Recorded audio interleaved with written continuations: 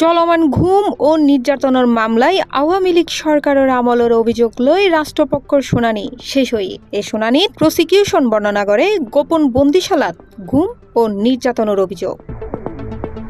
এদিনত এ মামলায় শেখ হাসিনার পক্ষে আইনজীবী পরিবর্তন করা হয়। স্টেট ডিফেন্সতুন বাদ পড়েন সিনিয়র আইনজীবী জেড আই খান পান্না।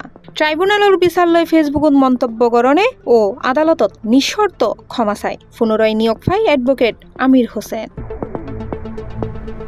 একই দিনে ঘুমুর ঘটনারে মানবতা বিরোধী অপরাধ হিসেবে উল্লেখ করে চিফ প্রসিকিউটর মোহাম্মদ তাজুল ইসলাম ক্ষমতাচ্যুত প্রধানমন্ত্রী শেখ হাসিনা সেনা কর্মকর্তা সহ মোট ১৭ জন আসামির বিরুদ্ধে আনুষ্ঠানিক অভিযোগ গঠনের আবেদন করে।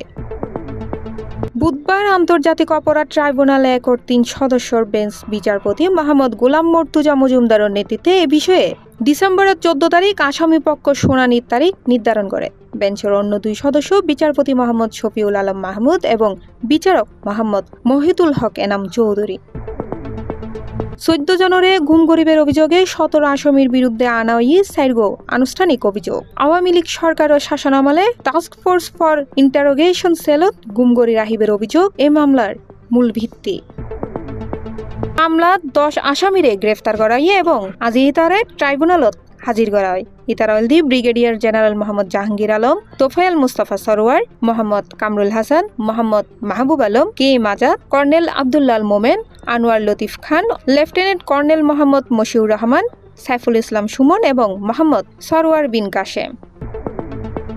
এই মামলায় শেখ হাসিনা, সাবেক স্বরাষ্ট্রমন্ত্রী আসাদুজ্জামান খান, সাবেক প্রধানমন্ত্রী উপদেষ্টা তারিক আহমেদ সিদ্দিক সহ মোট ৭ আসামি পলাতক হিসেবে উল্লেখ আছে। ডেস্ক নিউজ, সি+ টিভি, চট্টগ্রাম।